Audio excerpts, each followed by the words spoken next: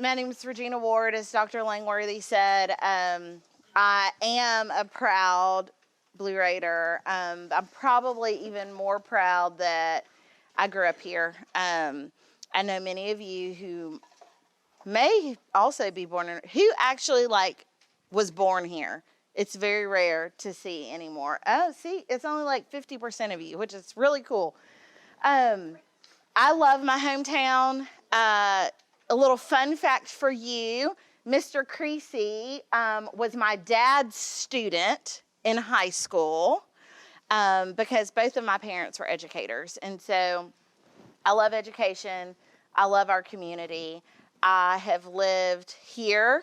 I have lived in Chattanooga. I've lived in Atlanta.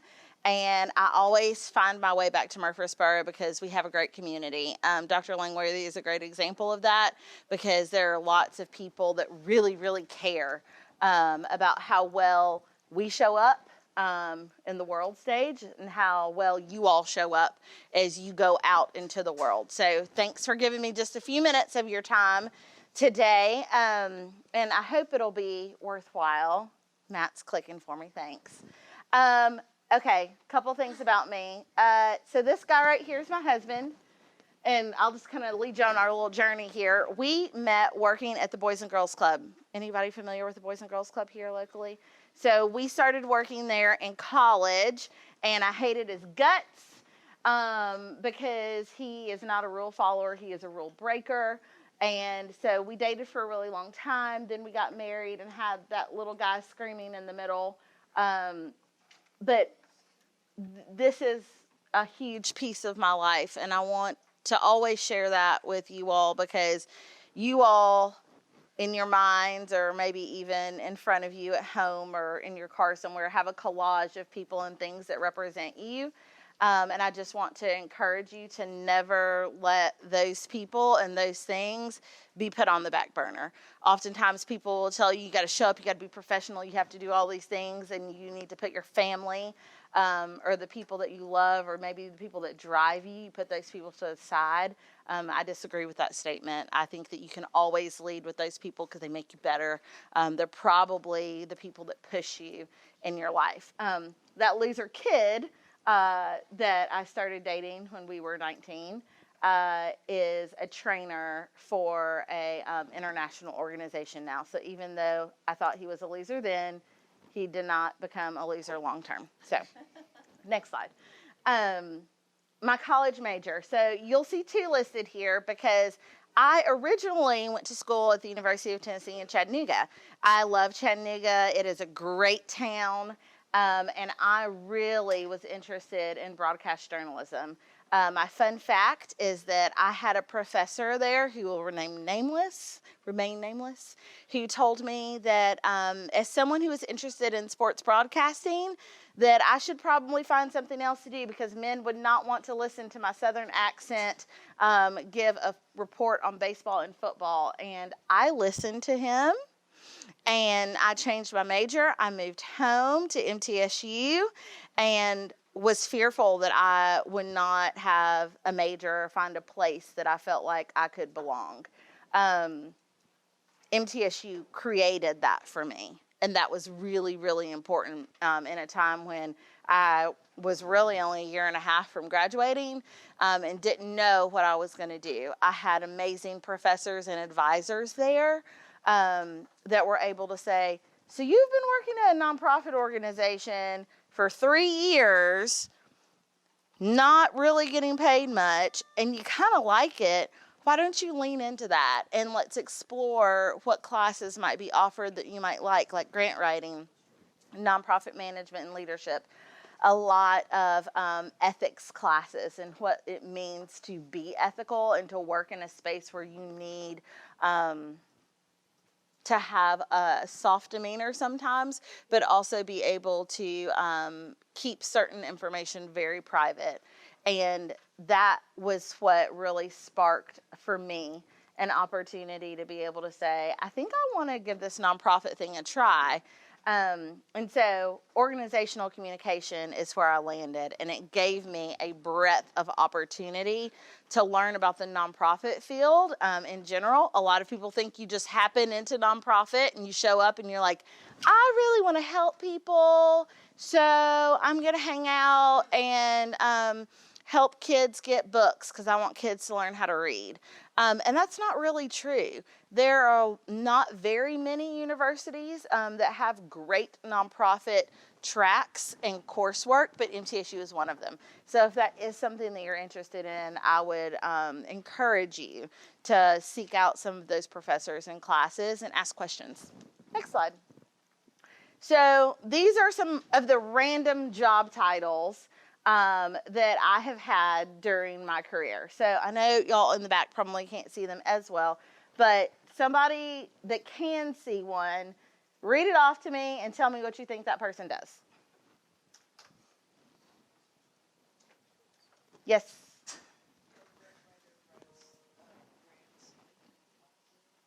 A grant writer writes grants that you can apply for. That is exactly right. Chocolate? Woohoo! Milk chocolate. What is this? Sorry.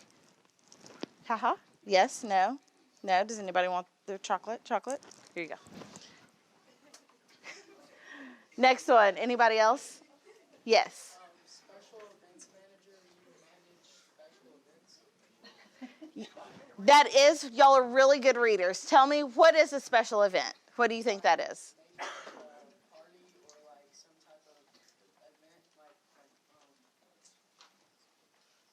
yes. Fundraiser, like a graduation party or something. Okay, so yes to some graduation parties, yes, like a fundraiser. So I'm going to give you both candy for that. Two parts. Number one, so that job in particular, my very first job out of college, I worked for the Country Music Hall of Fame and Museum as a special event manager. What that meant is, anybody know Reba McEntire, Garth Brooks? I planned their induction ceremonies into the Country Music Hall of Fame and Museum. So that was my very first job out of college. Super fun. Anybody else see a title on here? Yes, no? They want to give a whirl at? No? Is that a hand? No. Yes?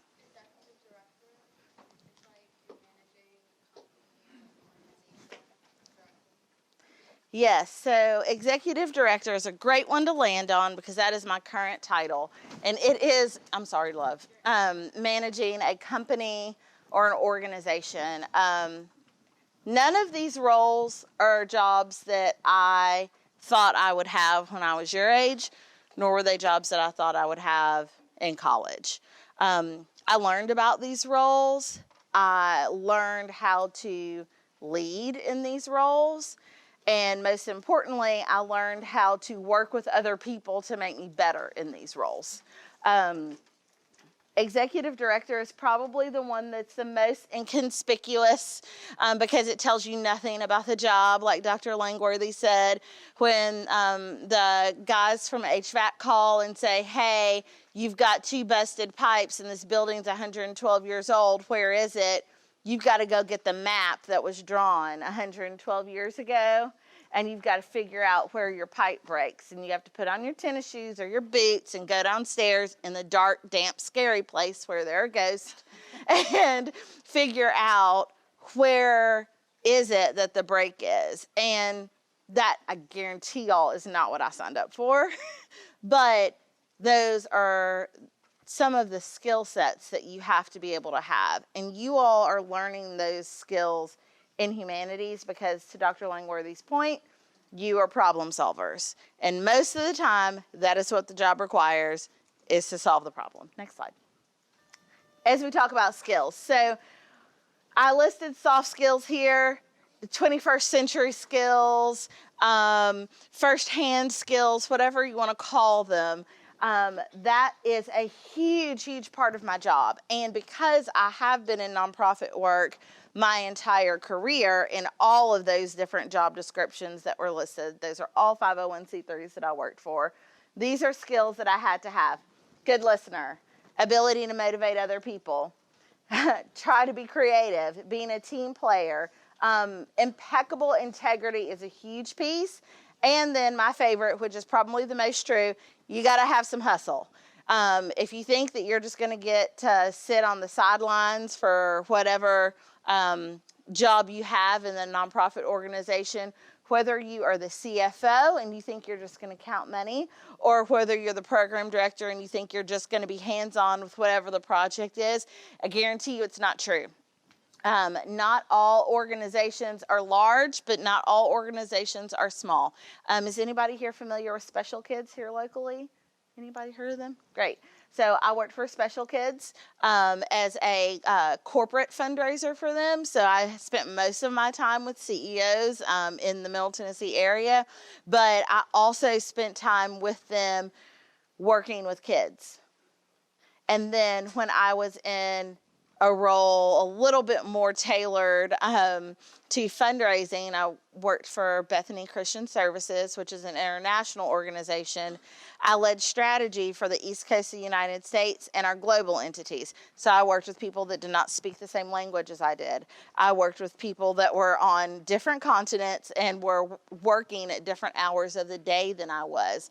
That's all about flexibility and finding ways to connect with people on common ground, but also in ways that's going to help you get the job done.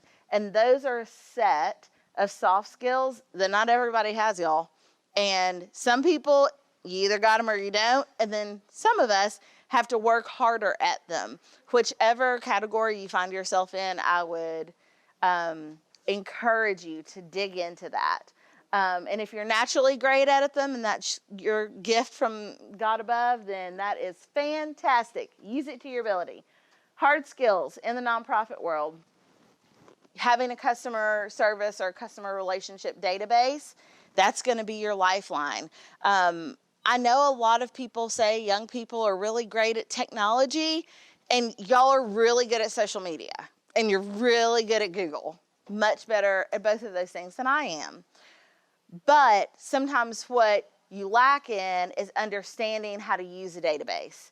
You're understanding how to ask the right questions for what that is. So can anybody in here code?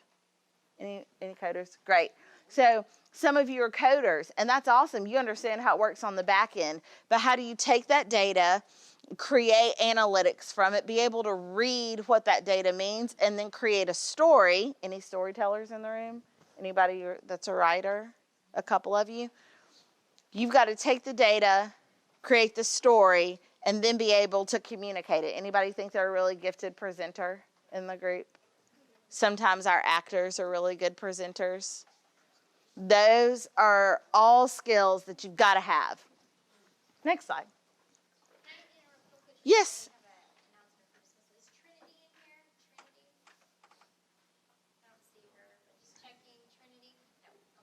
Awesome. No, you're fine. So workplace values. This is something that Dr. Langworthy put on her note, and I think is really important for you all to understand now is transparency and sustainability. Not all nonprofits, not all jobs give you the ability to know everything that's going on in the organization, and also be able to make all of the decisions in the organization. Most of the time, that's not your job.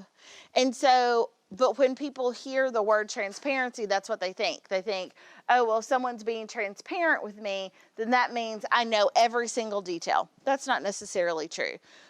What transparency is the ability to give you the information, whether it's good, bad, or ugly, the information that is what should be available to you at the time in a fair way. That's what transparency of an organization is. And so I would encourage you all again to remember that as you're thinking about the skill sets that you want to have. You want to be transparent with your friends. It's not about telling them every deepest, darkest secret that you have. It's about giving good information and fair information to them. The second piece is sustainability. How many people in here know of someone that has started a nonprofit in the last 3 years? Anybody? Okay. After the pandemic, in the nonprofit industry, we have seen an increase of people starting a nonprofit. Does anybody here want to start a nonprofit or think that they have the chops or a great idea for starting a nonprofit? Okay, there are a couple of you. Great. So here is the advice I would give you. Look around. Use the internet. Use people that you know. And talk about the things that you want to do. And ask, is somebody else already doing this? Because 75% of the time somebody is. And that's okay if they are. But what you need to figure out is the product that I'm selling, which is essentially what part of nonprofit work is, whatever that product is, whatever that service is that you're providing, what is unique about it? And is it unique enough for you to start your own thing? Or is it something that you need to partner with somebody else to do? And that is always my battle cry to lots of people that start new nonprofit organizations. The organizations that have been around for 125 years, I'm not saying that they're doing it right, but there's a reason they've been around for 125 years, and it's because they've been sustainable. And the sustainability piece is what drew me into the fundraising world, because you can love what you do, you can want to serve people all day long, but if you don't have the organizational structure and the finances to make it sustainable, you will close your doors in less than 24 months. And that is where people struggle. And so those two things are two of the most important values that I found in my career, and certainly within our team at Center for the Arts. Best advice that I have, just a couple of bullet points. Always be willing to learn. You are never going to know it all. I have tried to know it all. I have two parents that are educators, and so I like to think that I'm really good at research and learning things. There is always going to be someone that knows something more, and be willing to put those people in your circles and in your camp. Second piece, follow industry standards and the changes that we have in society. I know y'all have probably heard everything, there's nothing new under the sun, everything comes back around. That is partially true. So sometimes that means, anybody a history buff in here or thinks they want to be a history major? So if you are a studier of history, my dad was a history professor, you know that almost everything that we see in history is not new. People do the same things that people do. Empires rise, empires fall. People do great things, people do terrible things. And our society thrives, and sometimes our society falls. You have to be willing, for whatever industry you choose to be in, to ride that ebb and flow wave. There are going to be certain times in our history when education's hot, when the humanities are hot, when people want to learn, when people want to dig in. And then there are going to be times in our history and culture where they don't. You've got to figure out wherever that is and be okay with that change, because you can't really fight it. You've just got to figure out how you fit into it. And then my very last piece is say thank you often, say it always, and say it more than you think you should. That is the one thing that it doesn't matter if you decide to be in nonprofit work, if you decide that you are going to be a banker, or if you decide that you are going to go be an oceanographer and not really talk to people and just hang out in the sea and be amongst our beautiful earth. Whatever it is that you decide, saying thank you to someone or something never goes out of style.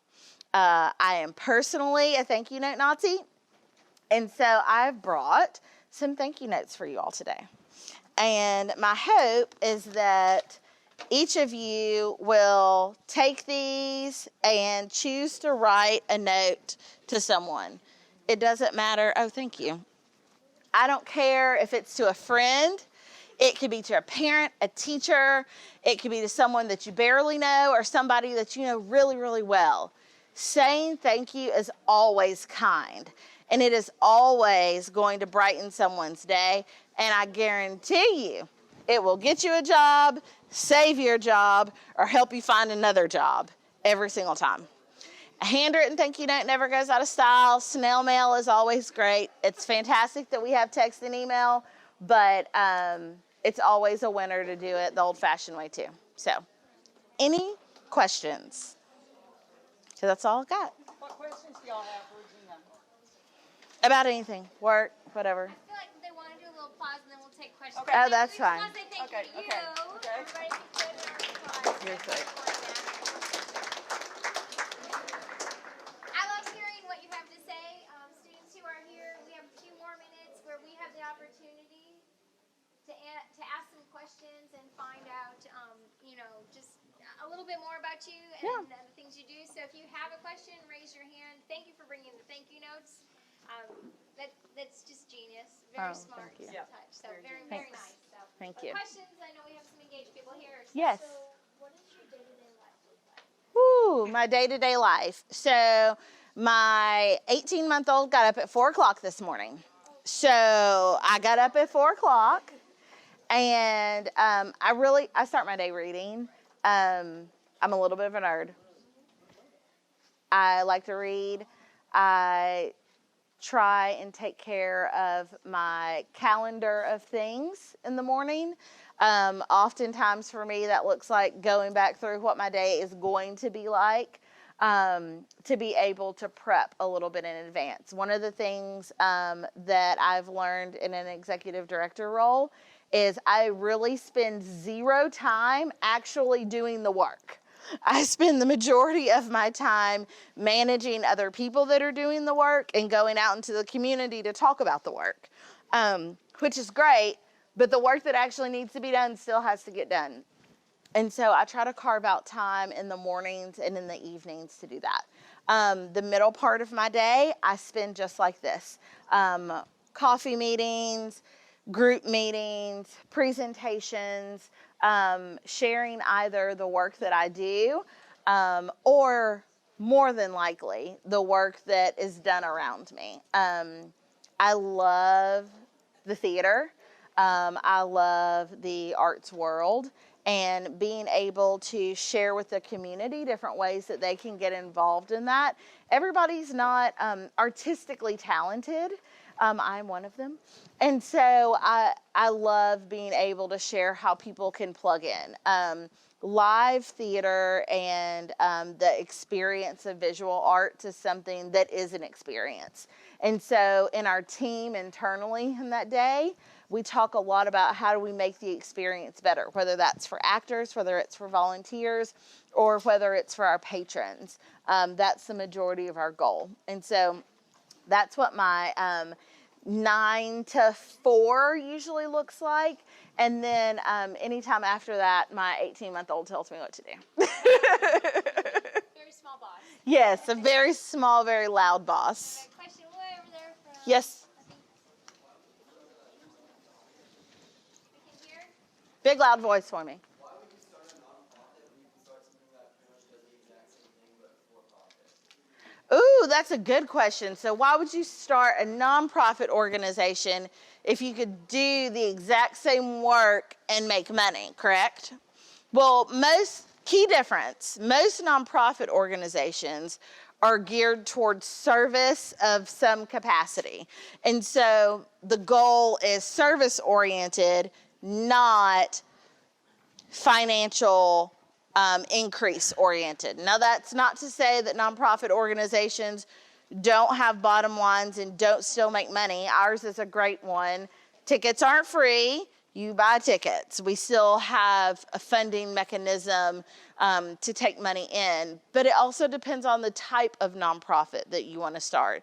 It's very different for people who might say, I'm really interested in making sure that hunger decreases in our community. So a food bank might seem like a better model for them than starting a restaurant. Does that make sense? So it's really around the mission, and if there's a mission that is service-based or if it is more based in the sense of growth and financial gain.